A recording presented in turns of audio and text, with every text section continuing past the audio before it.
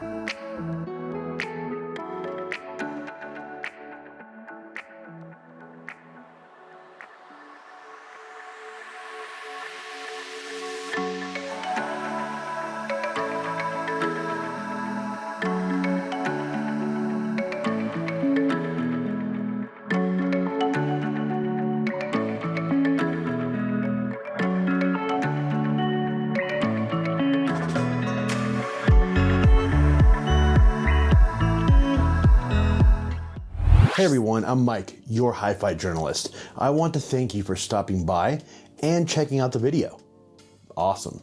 If you like it and want to see more, I urge you to subscribe to the channel, hit that like button and ring the bell so you're always connected and notified when I put out new content, which is usually 2 to 3 times per week. Lastly, if you want to help support the channel, I have an online t-shirt shop. This is actually one of the t-shirts where there's a healthy selection of audio inspired items. Let's get into this tube amp though.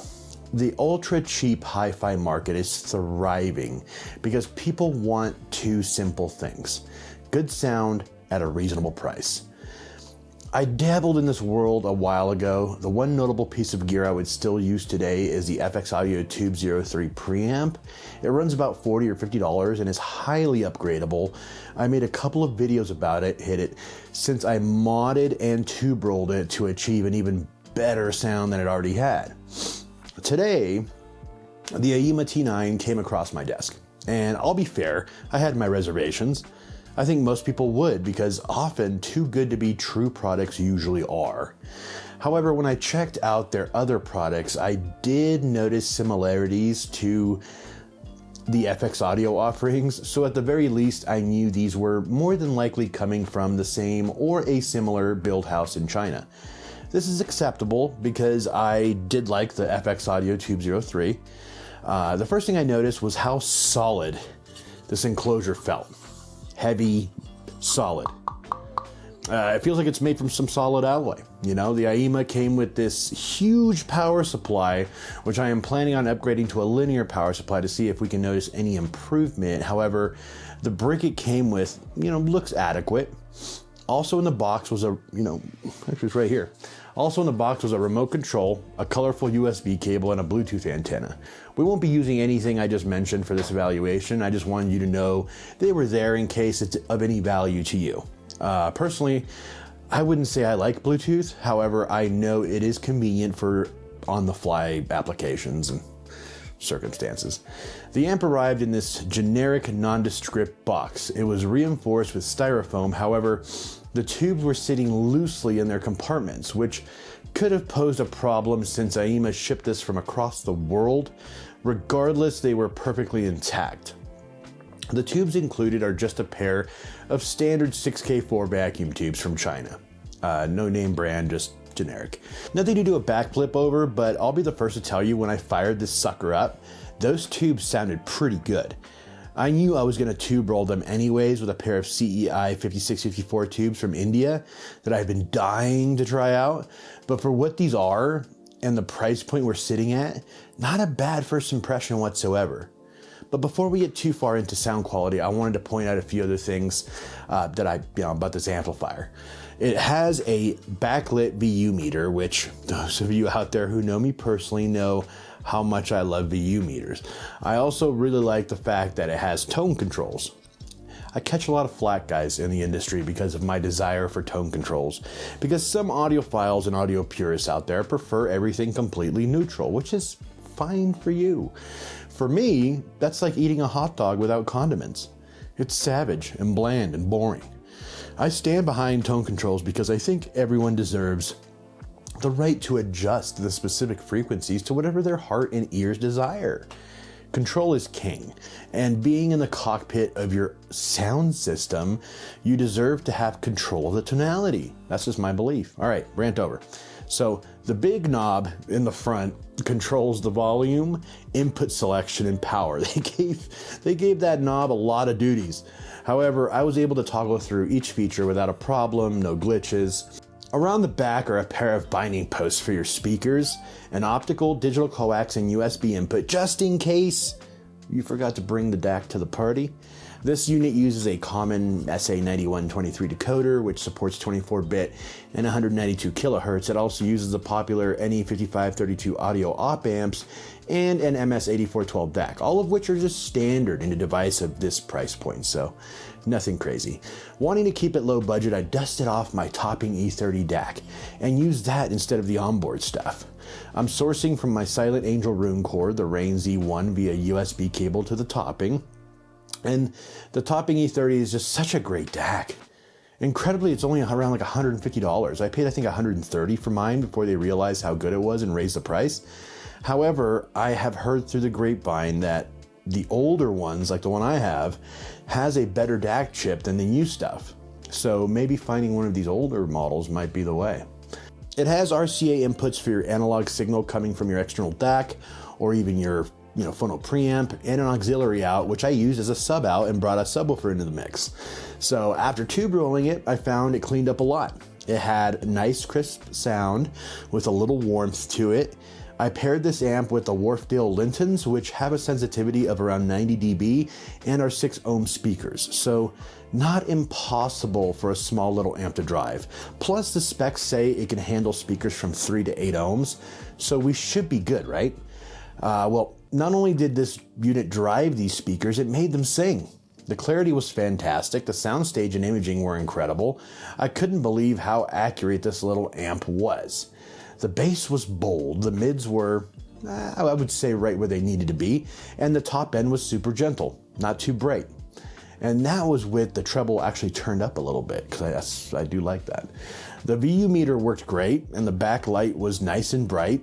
The design itself of this little amp was smart, functional, and I'd say good looking. There were a couple of things I would say were missing. First was a phono stage, in which the RCA inputs would work if you were using an external phono preamp, but it would have been cool to have it already built in. I would have also liked to have seen a headphone amp, since inherently this is kind of a desktop friendly build, more for a desktop. However, for the size, I could see why they left a few things off.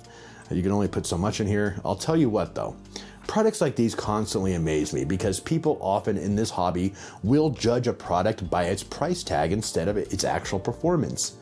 I reached out to AIYIMA because I was interested in replacing the op amps, as I did with the FX Audio Tube 03. Unfortunately, I would have to do a bit more soldering than expected. They didn't say no, but I would have to do a bit more soldering than expected. I needed to remove the wires leading to the speaker terminals to get to them. Then on top of that, I would have to unsolder and resolder the op amps themselves. So I just decided to leave that project to perhaps my good buddy Ram by Monkeys. He's a great guy. If you haven't checked out his channel, I encourage you to do so. He is awesome. I wish it had been easier to get into, because with inexpensive products like these, it's always fun to play mad scientist and upgrade it to see what kind of quality you can actually achieve out of it. The components aren't the most expensive in here, but at this price point, you know, somehow they were able to design all of these elements to work together quite well and provide a pleasant listening experience. So if you buy one of these, here are some examples of how I would use it. First and foremost, I would pair it with that Topping E30 DAC. It seems like a good marriage, just all around. I would do some tube rolling of your own to see if other tubes yield better results. You don't have to use my Indian tubes. I'm happy with my Indian tubes though, but you don't have to use them. A desktop amp would probably be my first inclination for a use case scenario, since it looks cool and can power most stand mount speakers comfortably.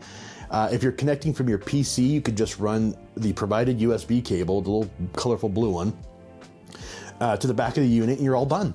This would make a great first amp for a 2-channel system if you're just starting out in audio and just dipping your toes in the waters and seeing how warm or cold it is. But it would also be acceptable, you know, as a means to get comfortable with the hobby and upgrade from there. If you enjoy collecting hi-fi, I know this won't be your forever amp, but it's just a good launching pad. Just in case this hobby just isn't quite your jam, at least the investment wasn't backbreaking and you will still have a good little amplifier whenever you feel like listening to your favorite music. In the coming months, I'll provide you with a follow-up on my community page and what I did and how it's going with the unit. As it stands, I would buy this. It's a good deal, and the performance exceeded my expectations tenfold. So 2 thumbs up from me, and you have my blessing to go forth, trust your ears, and enjoy the music. Thank you for joining me today. I like reviewing these small, little, inexpensive products because sometimes they do surprise me. And it's really all about the thrill of the hunt with audio, right? This is why I do the Goodwill hunts and stuff.